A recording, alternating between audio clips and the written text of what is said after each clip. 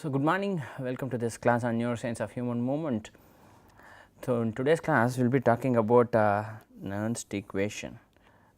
We described a situation in which forces across a semi permeable membrane could balance each other, and what could happen in such a situation, or an equilibrium is created, and we suggested that there is a potential at which this equilibrium is achieved, and we call this as the equilibrium potential for that ion, or the electrochemical equilibrium is achieved, and equilibrium potential is the potential at which this electrochemical equilibrium is achieved, right.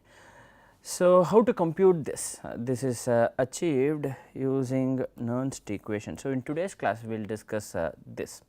So, here is a situation when there are two solutions separated by a semi permeable membrane. So, here is a semi permeable membrane, there is solution 1 and solution 2. Solution 1 has a higher concentration of sodium. So, the font size here represents concentration, or a higher font size means a higher concentration of sodium and chloride in solution 1, whereas in solution 2 you have a much lower concentration of sodium and chloride, right. Suppose this semi permeable membrane was permeable only to sodium. So, this is a sodium selective membrane. If that is the case, then what happens is that only sodium diffuses across this membrane in that direction. Chloride cannot diffuse because this membrane is permeable only to sodium and not to chloride. But since only sodium is diffusing, this causes a buildup of positive charge on the right side, like that. If only chloride was also able to diffuse, you would not have this situation, but in this situation when sodium alone is diffusing, you have a buildup of positive charge in solution 2.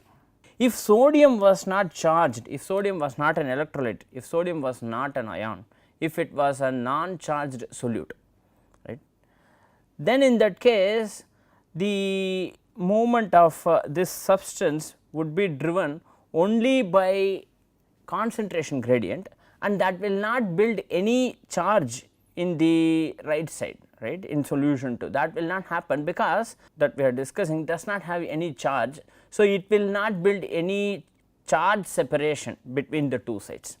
But however, since sodium is an electrolyte, is an ion, what happens is that in the transport of sodium across the semi permeable membrane builds this charge separation. So, on one side you have positivity, on the other side you have negativity. So, what this creates is a potential gradient, right, a potential is developed. So, now in this case the transport of ion is governed by two forces. One is the concentration gradient related force, or the force due to the concentration gradient, and the other is the force due to the potential gradient. Note that the potential gradient itself may be developed due to the movement of ions, which happens due to the concentration gradient, but as the sodium continues to move, further addition of sodium is resisted by the positive charge that is present here, and this resistance to further movement of sodium increases as the amount of positivity on the right side starts building up. So, initially there is less resistance, as you go along the resistance is very high, and at some point what happens is that the sodium ion can no longer go from this side to that side. It is not possible for that movement to happen, for that transport to happen, because the positivity on the right side is sufficiently high to repel any more entry of cations, any more entry of positive ions or sodium in this case into the right side or into the solution 2. The potential at which this happens is the sodium equilibrium potential, and that equilibrium is called as sodium electrochemical equilibrium, right. So, that is the sodium electrochemical equilibrium, and the potential at which it happens is called as a sodium equilibrium potential. Now, let us consider this situation one more time. So, suppose there is a greater number of particles or solute particles on one side, and let us assume that these solute particles are charged, these are ions, right. So, here as you see, the right side has a higher concentration and the left side has a lower concentration of this particular solute, right. Let us assume that we also know the concentrations, these concentrations C1 and C2, or in other words C2 is greater than C1 is something that we know, but we also know the exact values of C2 and C1. Let us see. Also I know, for example, the voltages between in this chamber and in that chamber as V1 and V2. If there is transport across this semi permeable membrane, let us assume this is a semi permeable membrane. If there is transport across this membrane, it turns out that the force due to concentration gradient will move these ions in that direction, right. Let us assume that the potential gradient is in the opposite direction, suppose. Now, the question is it possible to develop a relationship such that we are able to compute the point at which the balance occurs or the electrochemical equilibrium is achieved? Can I somehow compute this? It turns out that it is possible for me to develop expressions individually for each of these forces Fc and Fe, and that is, these are already known. This is the force due to the concentration gradient, that is RT ln C, and the force due to the potential gradient is ZFV. These are already known, where R is the gas constant, T is the absolute temperature. So, in Kelvin, right, or the temperature at which the computation is performed, or the temperature at which these chambers are. So, that temperature T in Kelvin. For example, in humans this would be 37 degrees Celsius or 310 Kelvin. So, appropriately we will have to substitute that value. It can be different in different organisms or in different situations. So, you will have to consider that, and Z is the valency or the charge of the ion. This can be +1, -1. For example, for calcium this is +2, etc. F is the Faraday's constant and C is the concentration of that ion and V is the voltage, right. And it turns out that I could come up with the equation that balances these two, that is this equation, that is basically Fc1 plus Fe1 is equal to Fc2 plus Fe2. So, these two forces, the sum of these two forces exactly balance each other at some point. The question is, what is that point? That is what we are interested in finding out. What is the potential difference or what is the concentration gradient at which this will happen, right. In particular, we are interested in computing this potential at which this happens, right. So, in this state of equilibrium, what happens is that although there may exist a concentration gradient, there will be no more movement or no more net movement. It is possible that in the previous case one ion goes from right to left, suppose one ion goes from right to left. It is also possible that the probability of another ion moving from left to right is also approximately the same, such that the net force or the net movement is approximately 0, right. So, that is the situation. So, in the state of equilibrium, the net movement is approximately 0 or the movement of all particles are counterbalanced. So, there are no net changes in concentrations anymore. Although there may exist a gradient, this cannot be further changed because of the potential gradient, right. So, that is the situation. So, if we are considering the cell membrane and the outside of the cell membrane and the inside of the cell membrane, I could rewrite these equations and this equation as this, right. Suppose the concentration outside was C out and the concentration inside was C in, the voltage outside was V out and the voltage inside was V in.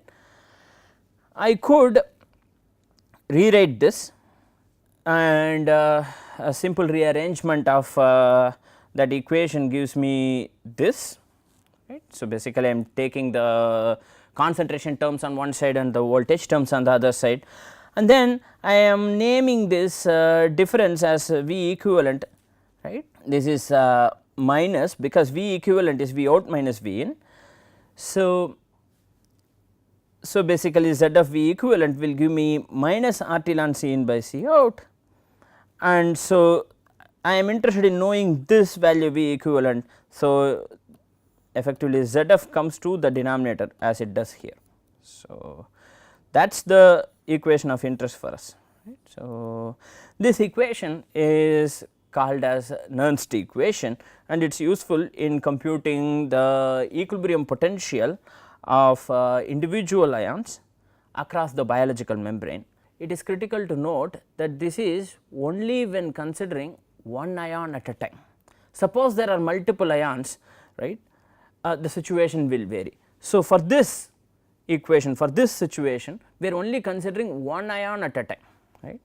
So, that is the equilibrium potential, and I could for example convert the ln here as log. So, using this multiplication factor, and I know R, T for example, I know F, the only thing I do not know is Z, which changes depending on which particular ion I am considering. So, I could theoretically compute all these numbers. I also do not know C I and C E, of course, I also do not know these things, only those that I have marked in red are unknowns, those that I have ticked are all knowns, for example, these are all things that I already know, right. So, I could compute what that value would be, right. So, that is this, right, this is minus 60 divided by Z at 310 Kelvin, at 310 Kelvin. Once again note, this is assuming T is equal to 310 Kelvin, right. I could analyze this for various ions and for various concentrations. Let us do some example problems, right. The intracellular concentration of sodium is 14 so many milliequivalent per liter, and the extracellular concentration is 140 milliequivalent per liter, for example, right. And we already said that the Nernst potential is minus 60 millivolts by Z log based on Ci by Ce. So, I can substitute Ci as 14, Ce as 140.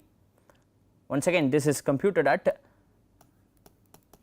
310 Kelvin, let us remember that. Suppose the problem asks you to compute this for a different temperature, then you have to go back to the general form of this equation and redo this problem, right. So, but at 310 Kelvin you could substitute for these values as we have done here, 14 by 140, 14 by 140 is 0.1 or 1 by 10 or 10 power minus 1, like that, and that basically means this is 60 times log 10 base 10, is it not, which is 1. So, that is actually plus 60 millivolts. So, what this means is, if the membrane potential were at plus 60 millivolts, then there will be no more movement of sodium across the biological membrane. If ever the biological membrane reaches a potential of plus 60 millivolts, sodium will not bother to move from this side to that side, or any movement of sodium from side 1 to side 2 will be counterbalanced by movement of another sodium ion from side 2 to side 1, for example, or there will be no net movement of sodium from one side to another side, or from intracellular matrix to extracellular matrix. It is not necessary for the sodium ion to make a movement. So, ideally this is the potential at which the sodium ion would like to have. Suppose the sodium ion has a mind of its own, suppose it had a mind of its own, this is the potential at which the sodium ion would like to have the membrane at. So, if at all it is possible for the sodium ion to have a wish, then it will say, okay, let us have the membrane potential at plus 60 millivolts, Why? Because this ion is lazy, it does not want to make any movement, right. So, let us consider the situation for potassium. Right. Let us remember we discussed the typical concentrations of potassium sodium chloride in an earlier class. Let us remember that the concentration inside was approximately 120 milliequivalent per liter and outside is 4 milliequivalent per liter, is it not? Now, once again I could substitute this. So, again the problem is to be solved at 310 Kelvin.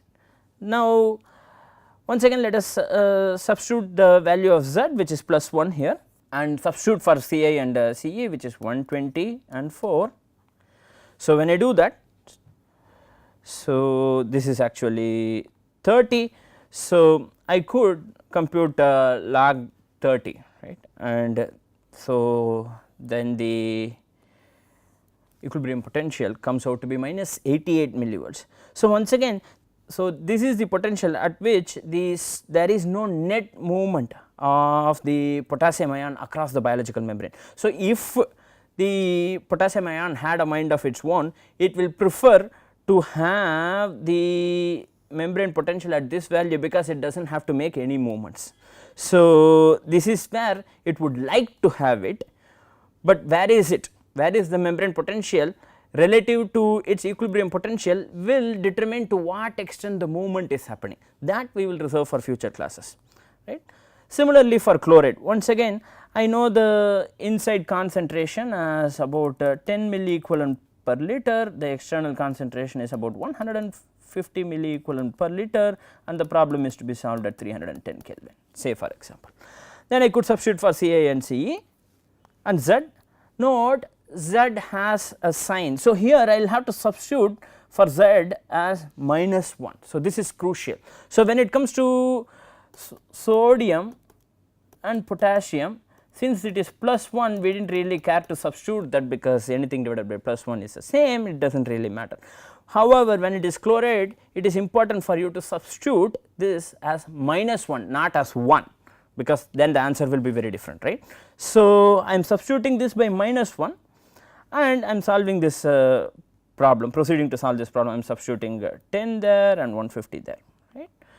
And so, that will basically give me the equilibrium potential for chloride as minus 70 millivolts.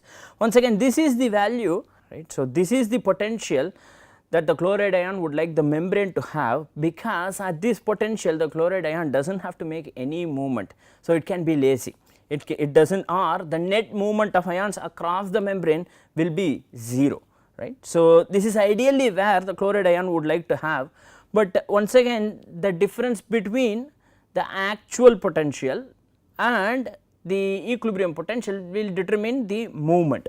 Okay. So, let us remember the concentration. So, 14 and 140 between inside and outside. So, the equilibrium potential is plus 60 millivolts. For 120 and 4, the equilibrium potential is about minus 88 millivolts. Once again note this is the calcium concentration inside and outside. So, the equilibrium potential is plus 120 millivolts. So, for calcium Z is equal to plus 2, remember. So, also note that in the exam problems the actual numbers may vary. So, you will have to substitute appropriately. These are some examples that I am giving. So, this is 10 and 150. So, the equilibrium potential is minus 70 millivolts. So, what is the driving force? What constitutes, what causes the movement of ions across the biological membrane? That is, as I said, the difference between the membrane potential, between the actual membrane potential, which is Em, and the equilibrium potential, which is Ex. So, the larger this value is, the higher is going to be movement of that particular ion. Suppose Em is say minus 80 millivolts, right. Let us go back to the previous slide and see. Suppose Em is equal to minus 80 millivolts, right. Then in that case, which of these ions will have large movements, which ones will have small movements? This one, right, will have small movements. Why? It is already close to its already the membrane potential is close to the equilibrium potential, whereas these two will have large movements, right, or in other words, if there is possibility of an opening, if there is possibility for movement to happen, then a large amount of movement will happen, right. So, something to remember. So, relatively this will also have a small amount of movement. Okay. So, with this we come to the end of this lecture. We will continue the discussion in future classes. Thank you very much.